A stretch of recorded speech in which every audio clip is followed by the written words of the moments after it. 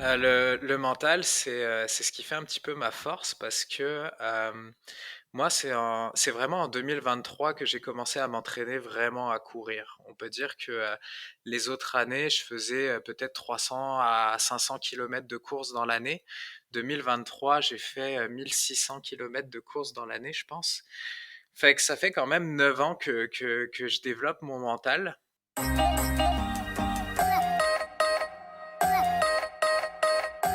Bonjour, je suis Alexandre et bienvenue dans le podcast Les Joies du Sport, le podcast qui vous permet de suivre une aventure avant même qu'elle ne commence. Dans ce format, des invités viendront te présenter leurs futurs projets sportifs, que ce soit une course avec dossard ou bien un projet off, et cela à 2 reprises. Mais pourquoi 2 interventions sur un même sujet? C'est peut-être la question que tu te poses. Sache que ces 2 épisodes te permettront une immersion totale dans le projet. Lors du premier épisode, enregistré avant l'événement, ce sera l'occasion de découvrir notre invité et d'en apprendre plus sur le défi qui l'attend et comment il s'y est préparé. Nous découvrirons également comment il intègre son entraînement dans sa vie personnelle et professionnelle. Nous discuterons de ses sensations à l'approche de l'événement ainsi que ses attentes sur ce défi. Et si tu écoutes cet épisode dans les premiers jours de sa sortie, cela te permettra de suivre l'aventure en direct via les informations qui te seront données par l'invité ou via le compte Instagram du podcast, @lesjoiesdusport.podcast. Lors du second épisode, qui sera enregistré après l'événement, que le projet soit couronné de succès ou parsemé de difficultés, l'invité te partagera son expérience lors d'un débriefing complet et nous analyserons la différence entre les attentes et les résultats obtenus. Et ce sera également l'opportunité de connaître ses futurs projets. Maintenant que tu connais le concept, je te laisse avec l'invité du jour. Bonjour, aujourd'hui je reçois Anthony Posredon, un trailer qui a passé les étapes jusqu'à s'inscrire à son premier 100 miles. Mais ne perdons pas trop de temps et allons directement à sa rencontre. Salut Anthony, comment tu vas? Salut Alexandre, ça va très bien, surtout qu'aujourd'hui on est là pour discuter tous les deux et ça me fait très plaisir d'être Eh là. bah écoute, plaisir partagé. On va commencer avec la première question du podcast qui est récurrente, c'est quel a été le premier sport qui t'a passionné? Le premier sport qui m'a passionné, ça a été la boxe française. Il faut savoir qu'à la base, je suis un enfant qui n'est pas du tout sportif. J'ai commencé le sport réellement à 18 ans. Hmm. C'est un ami qui m'a amené dans une salle de boxe parce qu'on voulait faire une activité ensemble. Lui, il en faisait déjà depuis 1 an ou 2. Et j'ai tout de suite accroché. Ça a été le coup de cœur pour ce sport. Après ça, j'ai continué pendant 10 ans la boxe et les sports de combat. Donc tous les ans ou tous les 2 ans, je changeais de sport de combat pour devenir de plus en plus complet. Puis même encore maintenant, on le voit dans la façon dont je me tiens et tout ça, les restes un petit peu de ces 10 ans de sport de combat, j'ai gardé des automatismes. Et t'es passé par quelle discipline en sport de combat? J'ai fait donc boxe française au début, ensuite boxe anglaise, karaté contact, jiu-jitsu brésilien, arts martiaux mixtes et boxe thaïlandaise. Oh, ok, ouais, donc vraiment complète affaire. Ouais, parce que je cherchais ce qui se retrouve un petit peu dans ma pratique aussi des ultras et tout ça, c'est de devenir le plus complet possible, pas seulement être dans une discipline, mais aller regarder toutes les autres disciplines pour trouver mon style à moi. Ouais, effectivement, ouais, c'est vrai que parce que bon, aujourd'hui, on voit un petit peu avec, l'évolution du MMA, en France en tout cas, que maintenant il y a des salles où on va seulement pratiquer le MMA qui est un ensemble en fait de toutes les disciplines dont la plupart tu as parlé, juste avant. Mais toi, c'est vrai que toi, tu as vraiment allé dans chaque discipline indépendante pour aller chercher on va dire le meilleur ou Oui, c'était ça en fait, ben, pour développer mon style à moi parce que on va t'apprendre des choses, dans un club, puis déjà quand tu vas changer de club, tu vas apprendre des choses différentes parce que les profs aiment des choses différentes et cetera. Et en changeant de sport, tu vas découvrir des nouveaux mouvements, des nouvelles façons de te positionner, tu vas travailler aussi, d'autres façons de rentrer dans le mental de ton adversaire. Donc tout ça, moi, c'est ce qui m'a permis de me dire: «J'ai envie de me compléter, j'ai envie de voir d'autres choses plutôt que de passer 10 ans dans le même sport de combat ou dans le même art martial». C'est ça. Puis les arts martiaux mixtes, c'était pas encore hyper développé.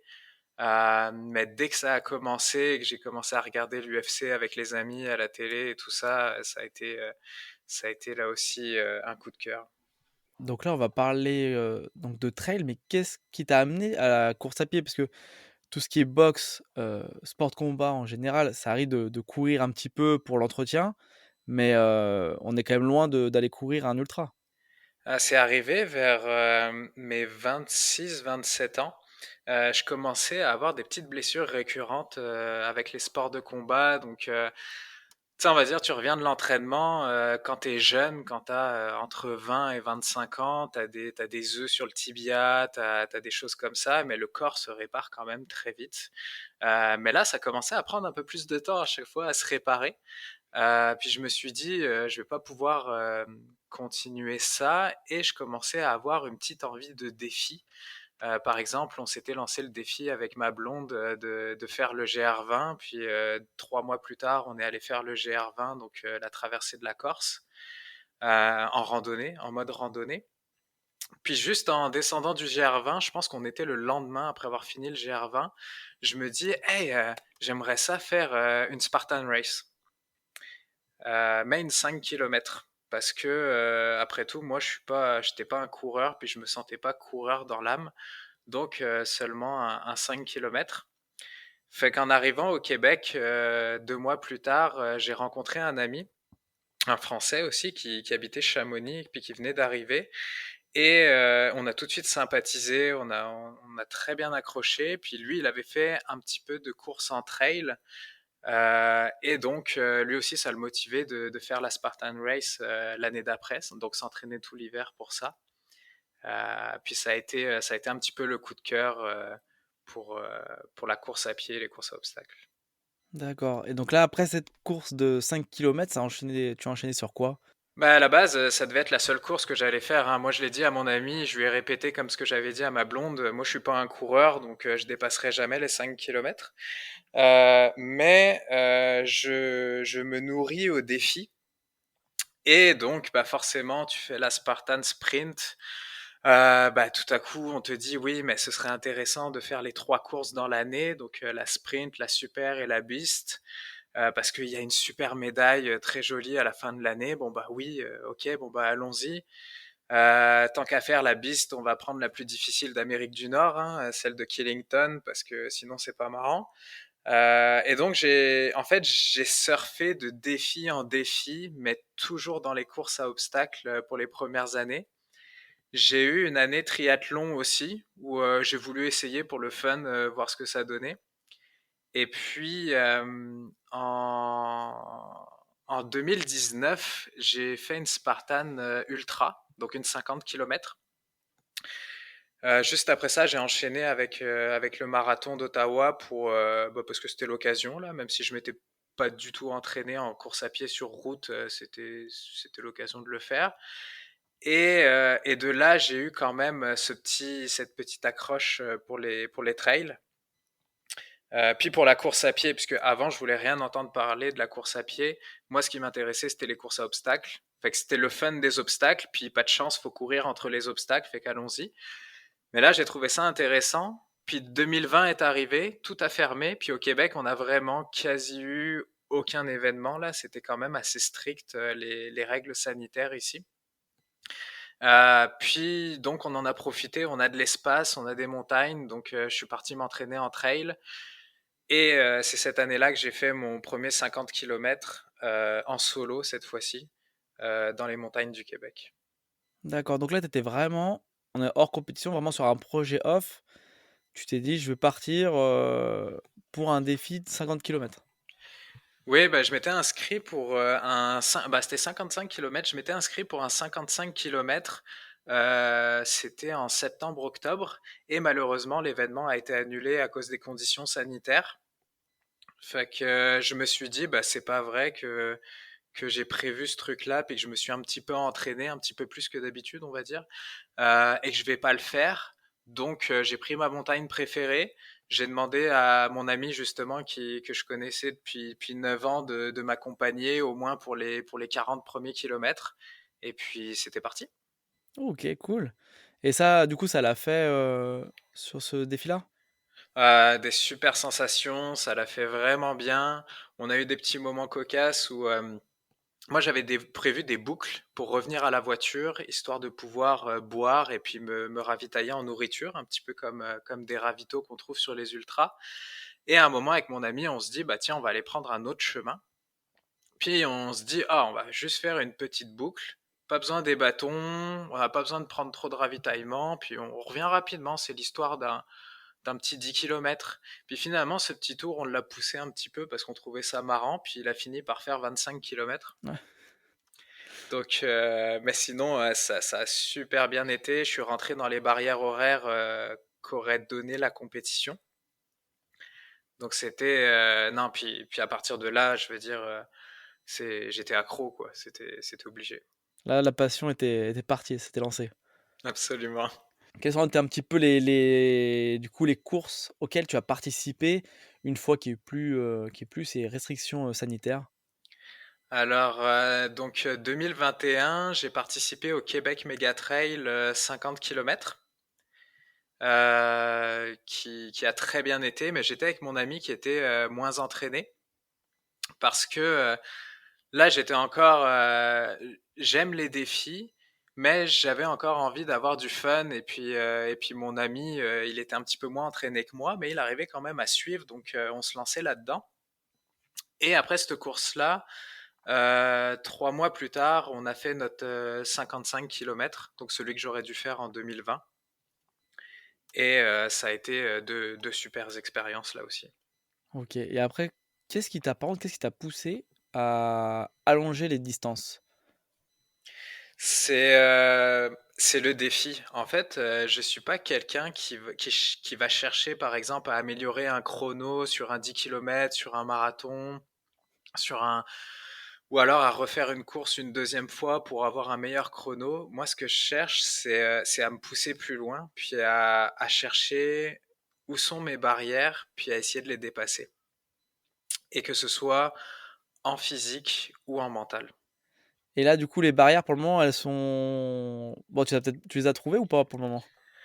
J'en ai trouvé par moment. Par exemple, en 2022, j'ai fait donc un ultra de 80 km en septembre et ça s'était tellement bien passé que je trouvais ça dommage. Ce qui fait que 28 jours plus tard, j'ai fait un deuxième ultra de 80 km où je me suis dit, bah, pousse-toi le plus que tu peux et trouve une barrière mentale ou physique. J'ai pas trouvé de barrière mentale, mais au 60e kilomètre, j'ai trouvé une barrière physique. J'ai commencé à avoir des petits picotements partout sur le visage, à devenir pâle, à avoir une baisse d'énergie. Et le truc assez incroyable, c'est que j'étais heureux.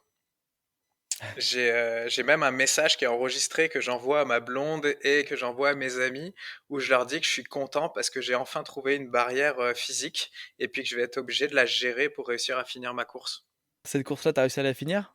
J'ai réussi à la finir, ça s'est très bien passé. Puis c'est là où je me suis dit, bah, qu'est-ce qu'on fait l'année prochaine? Je me sentais pas de me lancer sur un 100 miles, donc sur un 160 km, parce que quand même, c'est un gros step. Et puis on va dire que les trails au Québec sont très techniques. Donc c'est pour ça que je me suis inscrit à un entre-deux au 125 km. C'était sur quelle course que tu as fait ce 125 kilomètres? L'Ultra Trail Arikana, c'est en septembre dans la région de Charlevoix au Québec.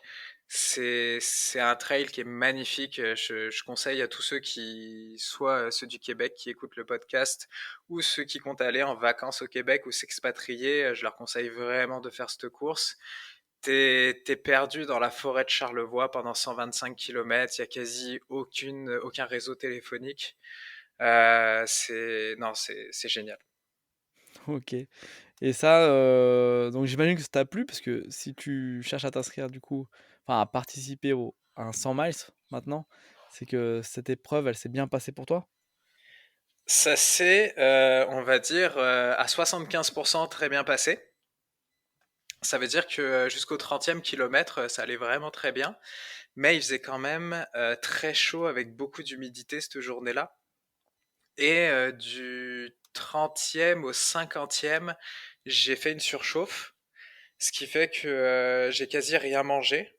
du 30e au 50e, et j'avançais vraiment au ralenti, et je pouvais boire une gorgée d'eau par heure à peu près, là. Donc ça a été vraiment très difficile.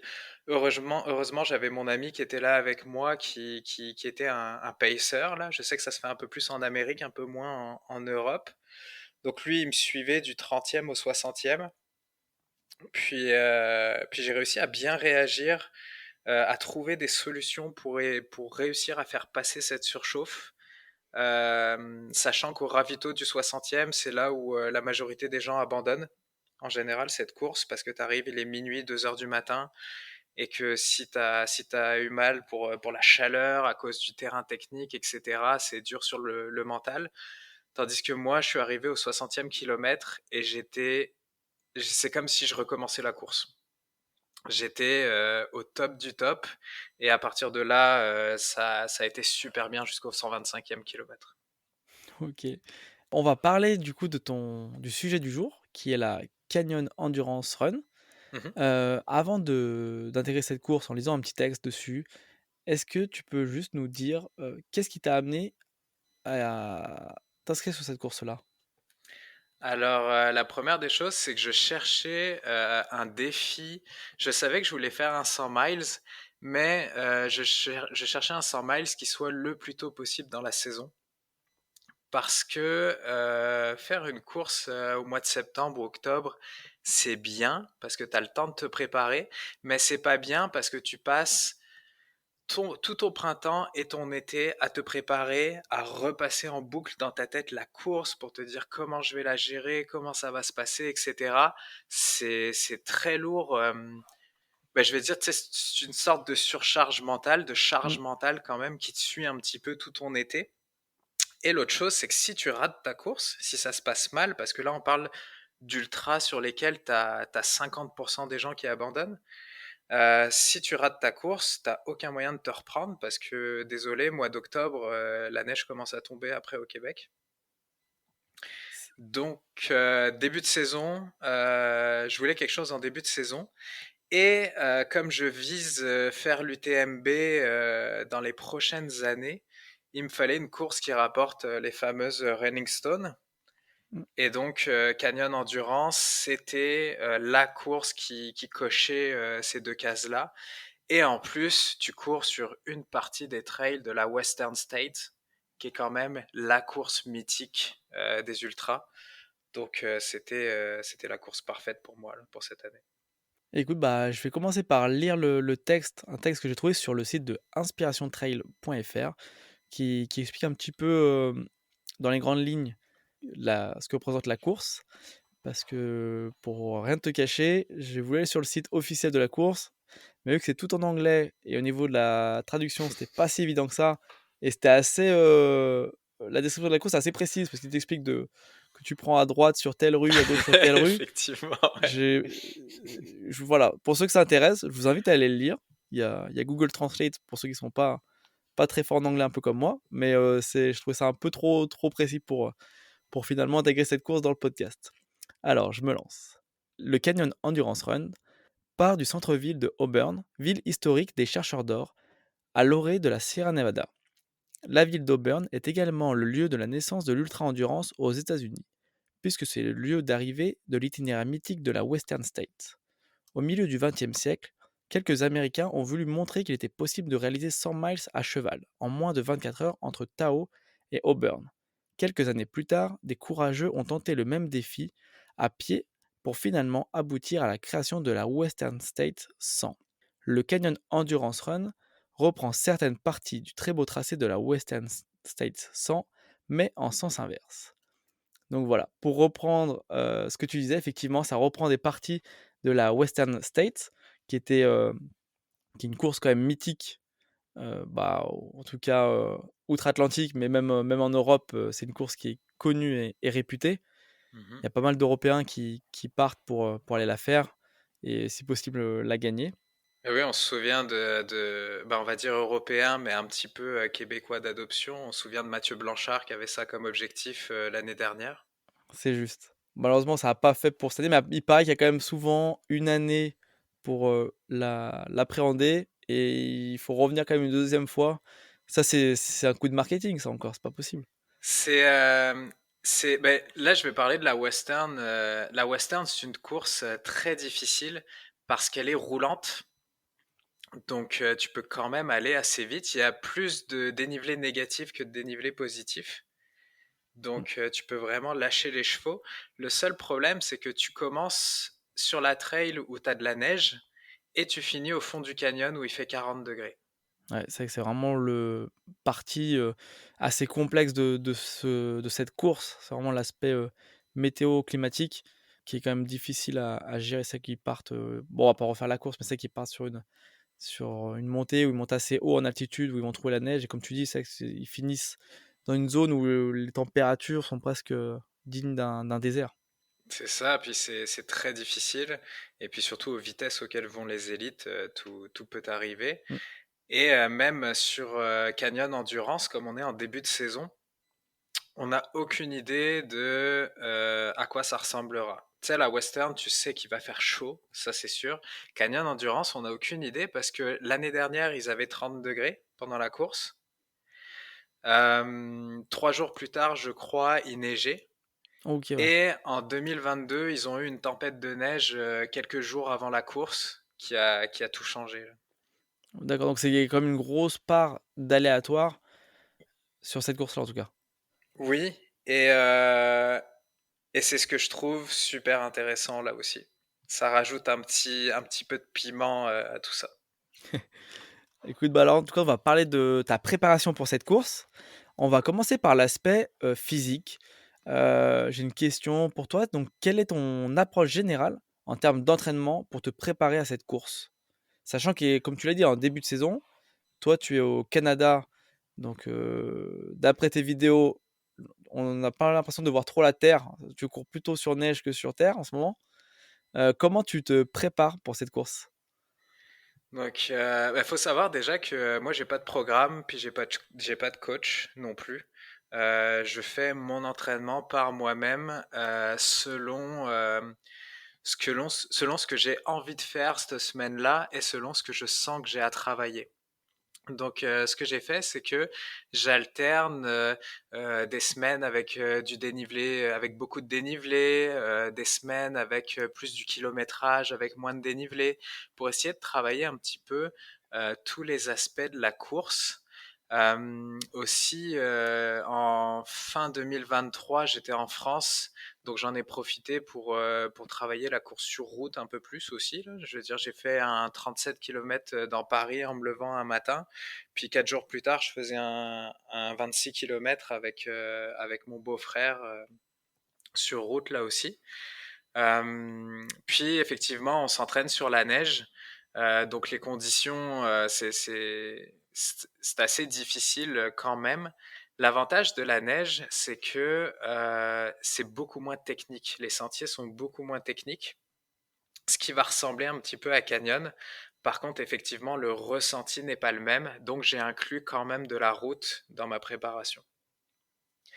Ensuite de ça, je travaille le physique aussi parce que j'aime ça, travailler le physique.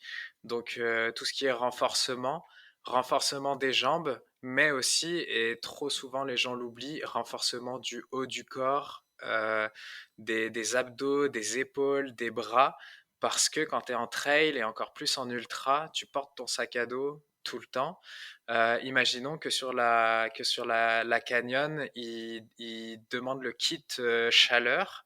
Ça veut dire que tu dois en permanence avoir 2 litres d'eau sur toi. Donc tu cours avec 2 litres d'eau, plus ta veste imperméable, plus ta nourriture, plus tes bâtons que tu te sers avec tes bras.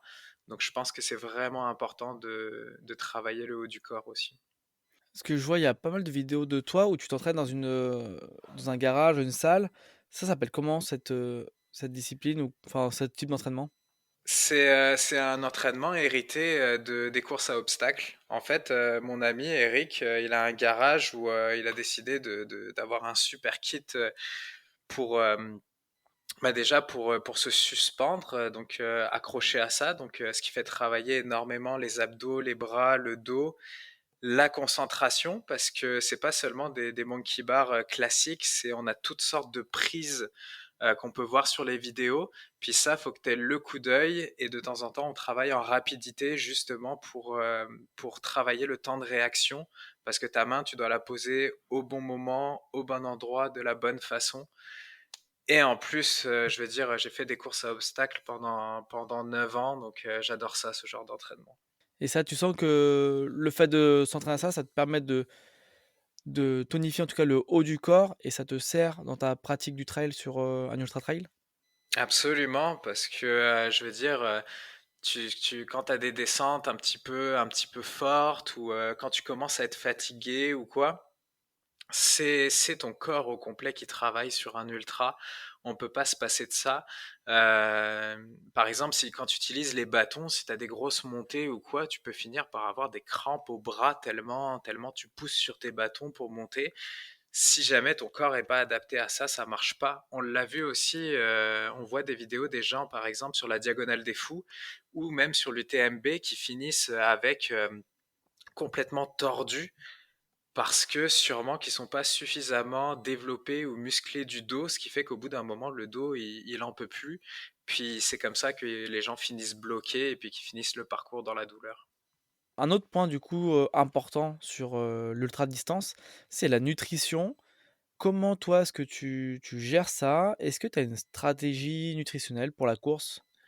Alors, j'ai une petite stratégie nutritionnelle. Bon, déjà, le principe de la nutrition, c'est d'utiliser ce que tu connais, de manger ce que tu connais, et encore plus pour moi parce que j'ai un dysfonctionnement au niveau de l'estomac et des intestins, qui fait que certains aliments auxquels je suis pas habitué peuvent très rapidement me poser problème, des douleurs d'estomac, ça peut faire office de laxatif, etc. Donc, faut vraiment que ce soit une nutrition qui soit calée. Par contre, donc par exemple, j'ai des Barcliff sur moi que je sais que c'est quelque chose que je digère très bien. Je peux, ce que j'aime bien aussi, c'est les pommes de terre avec du sel dessus, qui est un apport nutritionnel vraiment très intéressant. Les chips salés aussi, comme des Pringles ou des choses comme ça peut être très bon. Bien sûr, il y a les gels, les compotes, les purées. Faut faire très attention à pas se faire des pics de sucre parce que le corps réagit à un pic de sucre en augmentant l'insuline et donc tu te retrouves avec un down d'énergie, donc une grosse baisse d'énergie juste après. Donc il faut vraiment faire attention à prendre juste ce qu'il faut. Et comme ça s'est passé un petit peu sur mon 125 km, des fois, quand ça marche pas, bah faut pas avoir peur de changer de plan. Là où j'ai pas pu manger du 30e au 60e kilomètre, bah du 60e au 125e kilomètre, je me suis nourri de coca, de grilled cheese et de bonbons. C'est quoi du grilled cheese? Ouais, grilled cheese, c'est des deux tranches de pain de mie avec du fromage cheddar au milieu, puis tu fais griller un petit peu ça. OK. Et donc, c'est des aliments simples quand même, bonbons, coca et grilled cheese. Donc, je sais que je le digérais bien. Par contre, j'ai été surpris de tenir 60 kilomètres avec ça. Après c'est vrai que, bah, comme tu dis, c'est que dans un moment où tu peux pas t'alimenter, tout ce qui passe, il faut pouvoir le prendre parce que sinon ça va être très, très compliqué. Donc finalement, c'est vrai que ça c'est surprenant que ça puisse, tenir autant de kilomètres. Par contre, c'est vrai que si tu avais pas pu manger ça, là, c'est vrai que ça aurait été très, très compliqué, j'imagine. Ah, c'est sûr, parce que les gels ne passaient plus. Mon corps, il voulait plus avoir à digérer ça. Les Barcliff, c'était trop riche. Fait que là encore, ça passait pas. Ce qu'il fallait, c'était quelque chose quand même de rapide. Et puis sur les ravitaux, il y a ça. Bonbon, grilled cheese, coca. Donc j'ai testé sur le premier ravito, je me suis dit tiens, ça a l'air intéressant. Deuxième ravito aussi. Bon, bah on va finir avec ça puisque ça marche, c'est parti. Et est-ce que tu as une, routine alimentaire d'avant-course, des aliments que tu aimes bien, prendre avant? Ou alors, en tout cas, quelque chose que tu fais dans la semaine d'avant-course? La semaine d'avant-course, je baisse la quantité de légumes que je mange. je vais plus faire d'à côté comme manger du Nutella ou des choses comme ça, et je vais y aller aux trucs les plus simples. Faut savoir que moi, je suis d'une famille où à moitié d'origine italienne, donc je pourrais me nourrir de pâtes toute la semaine, que ça m'irait très très bien. Je pense que mon ADN est fait pour ça. Pourquoi moins de légumes? Ce qu'il faut, c'est que tu diminues les fibres les fibres donc qui vont se retrouver dans ton estomac et dans tes intestins, parce que ça peut t'amener à des désordres digestifs. D'accord. On va passer aussi sur la partie, mentale que tu as un petit peu abordée, lors de l'introduction. Comment, sur des sorties longues, surtout en début de saison, comment tu arrives à maintenir ta motivation sur ces sorties-là?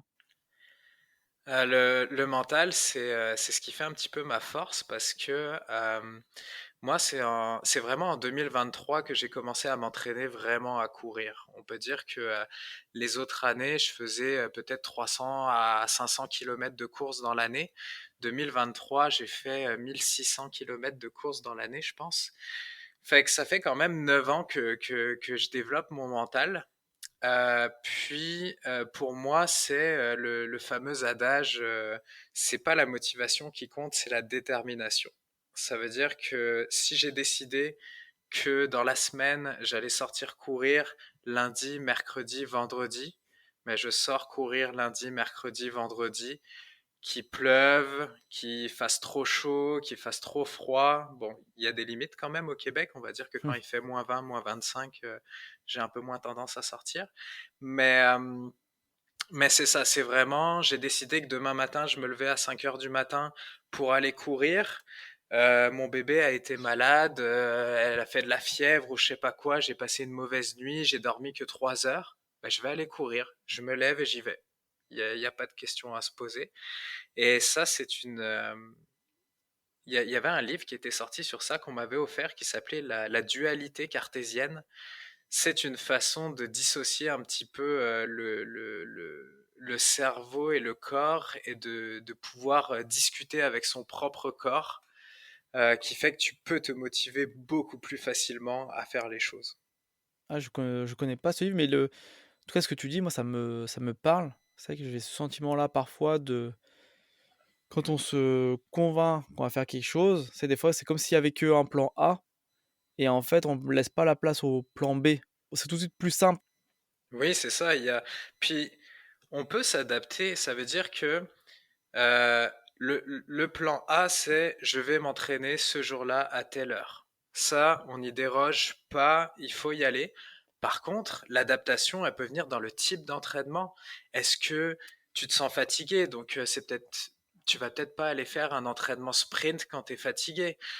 C'est des choses comme ça. Mais par contre, tu t'entraînes à ce moment-là parce que c'est à force de tous ces matins réussis quand tu vas te lever, que tu vas aller t'entraîner alors que tu n'avais pas envie, tu vas aiguiser ton mental de plus en plus et ça va devenir de plus en plus facile d'y aller. Et est-ce que toi, tu as des petits tips à donner en termes de mental, de motivation que toi tu utilises?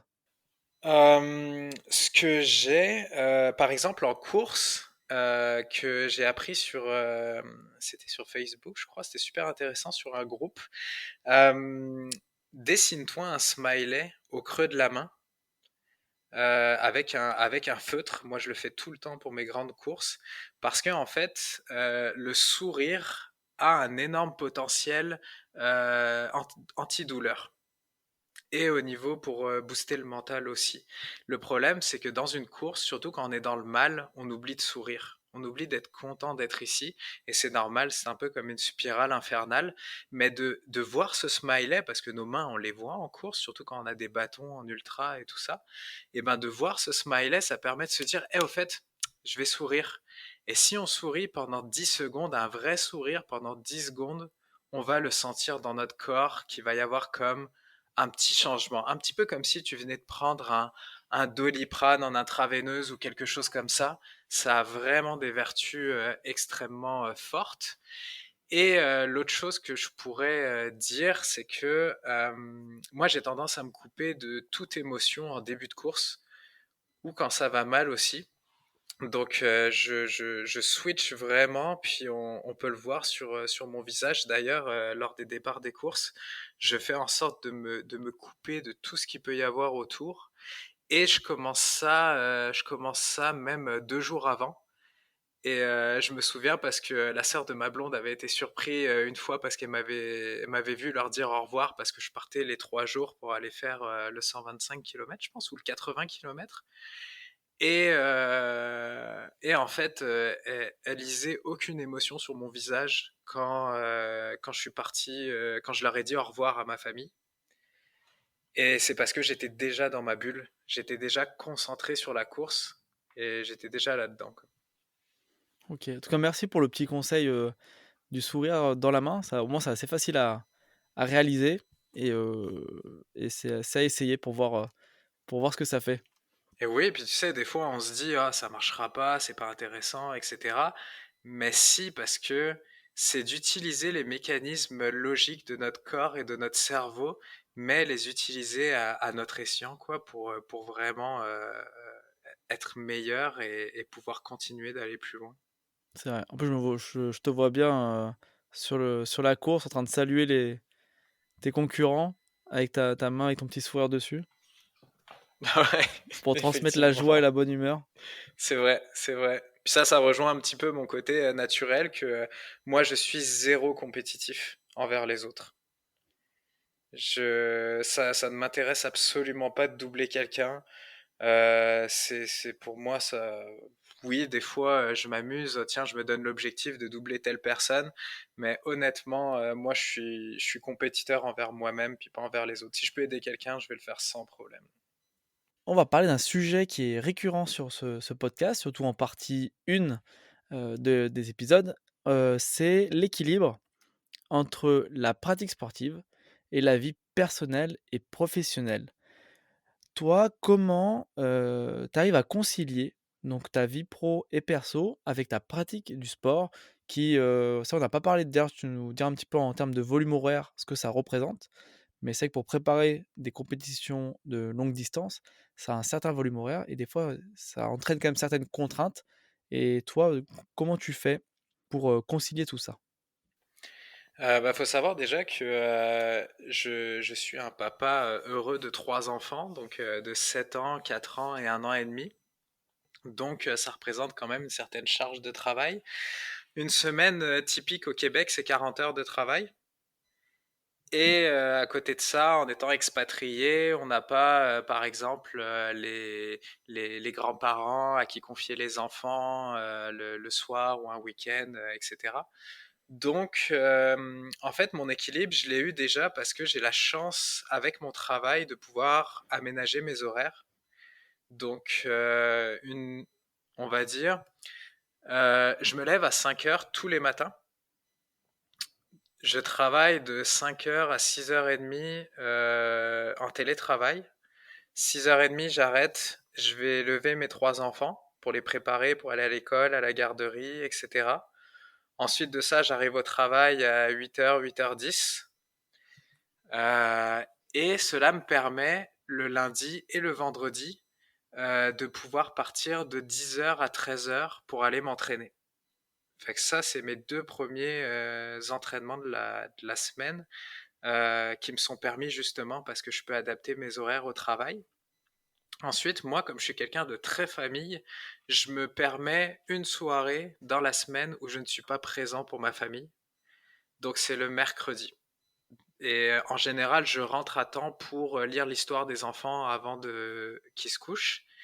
Et ensuite de ça, je me rajoute une séance, soit le samedi matin, soit le dimanche matin, donc à 5 heures du matin. Donc ça me fait maximum 4 séances dans la semaine. Et en volume horaire, ça représente quoi? Ça représente entre 4 heures et 9 heures par semaine. Ce qui est pas non plus énorme. Je connais des gens qui s'entraînent pour des demi-marathons qui font beaucoup plus de volume que ça. Moi, je peux pas me le permettre.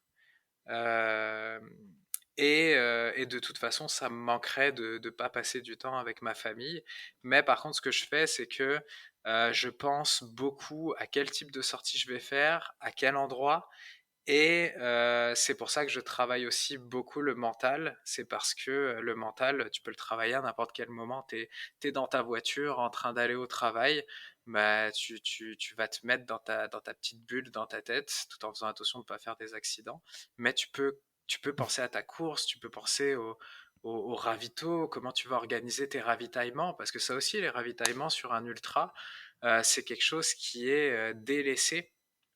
Par exemple, si tu as une équipe de soutien qui t'attend, ben donne-leur un plan, réfléchis au plan, aux questions qu'ils vont te poser, dans quel ordre, etc. Il faut pas croire que quand tu vas arriver au centième kilomètre, tu vas être super frais pour réfléchir à tout ce que tu dois réfléchir à la place de ton équipe. Tu as parlé du coup de ta femme et de tes 3 enfants. Quel est le regard qu'ils ont sur ta pratique? Ah bah mes trois enfants, je pense qu'ils ne se rendent pas compte. Ils savent que papa fait des grandes courses et puis ils voient des vidéos, etc.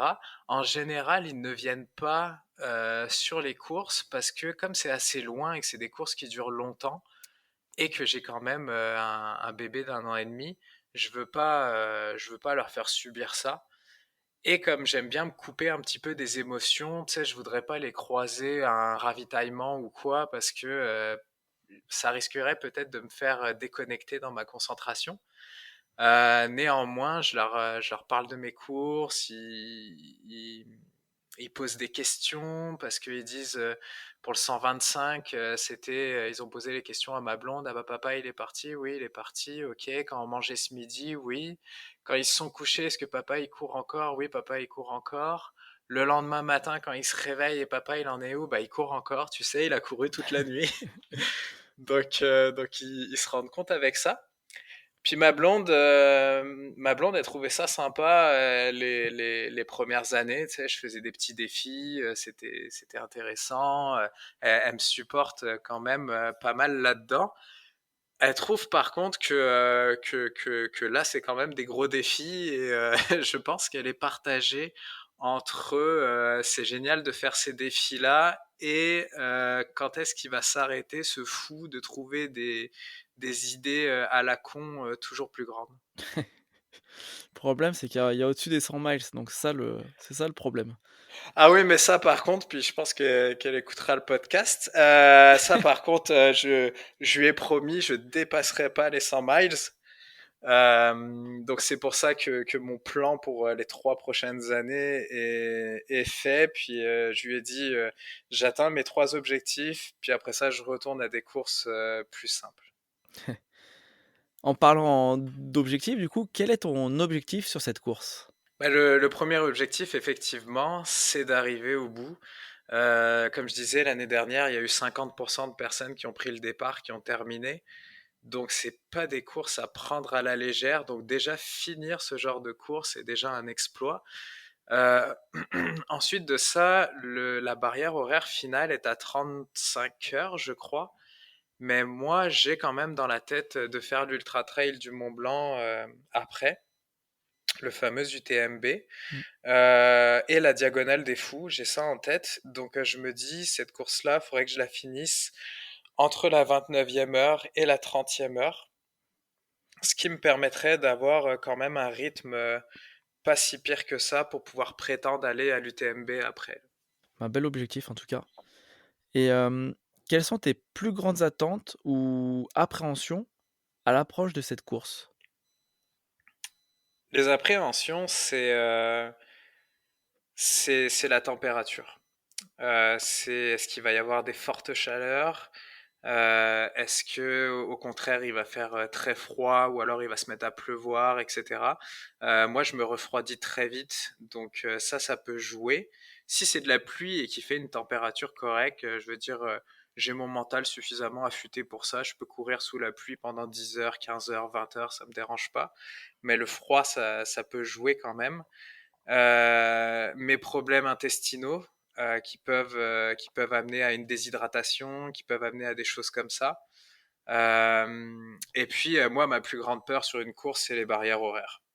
C'est quelque chose qui m'inquiète. J'ai pas envie de me faire sortir parce que je suis pas arrivé à temps à une barrière horaire. Donc j'aime bien garder un petit peu de marge, un petit peu de loose, comme on dit au Québec, par rapport aux barrières horaires. OK. Bah, j'espère que, en tout cas, ça passera sous les barrières horaires et que tu atteindras ton objectif que tu t'es fixé. Avant de terminer ce podcast par, le mot de la fin qui sera l'occasion pour toi de parler du sujet que tu veux, pendant le temps que tu souhaites, je voulais te remercier, pour être venu sur le podcast, présenter ce superbe projet qui, je pense, va résonner dans pas mal chez pas mal d'auditeurs parce que ce soit, pour un premier ultra, donc que ce soit un 100 miles, un 100 km, 80 km ou même des courses, en plus petites en distance. Je pense qu'il y a pas mal de personnes qui cette année et les années suivantes vont peut-être tenter de réaliser en tout cas l'objectif, le plus long qu'ils ont jamais eu fait, que ce soit en termes de temps ou de distance.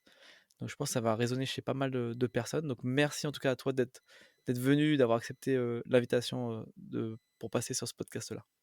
Bah, c'est très gentil à toi, ça me fait plaisir. Puis moi, j'ai vraiment accroché sur le principe de ton podcast, le fait d'avoir une rencontre avant course et une rencontre après course, parce que finalement, c'est ce qu'on fait à longueur de temps quand on se fait des défis comme ça. On essaye de s'imaginer comment va se passer la course, on passe énormément de temps à y réfléchir, et puis bah, qu'est-ce qui se passe? C'est qu'est-ce qui s'est passé pendant la course, fait que moi j'ai été complètement conquis par ça. Puis si tu veux que j'enchaîne avec le mot de la fin, euh, moi je te dirais que bah, je l'ai dit, j'étais pas un enfant sportif, et je pense que c'est important de partager des histoires peut-être un peu comme la mienne, parce que on voit beaucoup d'histoires de gens qui ont été sportifs dès le plus jeune âge, qui ont couru dès leurs 5 6 ans, qui venaient d'une famille de sportifs, etc. Mais il y a plein de gens qui ont pas grandi avec ça et qui des fois hésitent un petit peu à s'y mettre ou se disent c'est pas pour moi parce qu'ils voient des gens qui ont déjà un énorme niveau et puis ils se disent bah moi j'arriverai jamais. Je vois des gens qui courent à 12 km heure alors que moi à côté bah j'ai du mal à faire 8 km heure et qui peuvent baisser les bras et il faut pas. Il faut pas parce que le sport, ça commence à n'importe quel âge. Moi, j'ai commencé à courir un petit peu en trail à 27 ans. J'ai commencé à m'entraîner sérieusement à 35 ans en course à pied. Donc, hésitez pas, lancez-vous, travaillez tous les aspects que peut avoir votre corps et votre mental, et puis mettez-vous des défis et ça va fonctionner, ça va bien marcher. Ah, puis j'en profite pour parler de la marque dont je suis ambassadeur, qui est la marque Five Ants, qui est une marque éco-responsable, des vêtements qui sont super agréables et qui sont faits pour aller jouer dehors, pour aller s'amuser, pour sortir. Donc ça a été un vrai coup de cœur, cette marque. Et si jamais vous voulez suivre ma préparation et ma course, mon fameux 100 miles, et qui sait les prochains défis des prochaines années, actuellement bah, c'est sur Instagram. Mon pseudo pour l'instant c'est My First 125 km. Mais je vais transformer ça en Anto Run and Trail parce que bon, mon premier 125 km a été fait en 2023, donc il était temps de changer. Donc à très bientôt, puis d'avoir le plaisir de discuter avec vous et d'échanger. J'espère que cet épisode t'a plu. Si c'est le cas, n'hésite pas à le partager avec tes proches et à donner ton avis en laissant une note sur ta plateforme d'écoute. Cela contribuera à augmenter la visibilité du podcast et à avoir des invités toujours plus incroyables. Et pour ne rien manquer des prochains épisodes, je t'invite à t'abonner au podcast. Et nous, on se retrouve très bientôt pour une nouvelle aventure.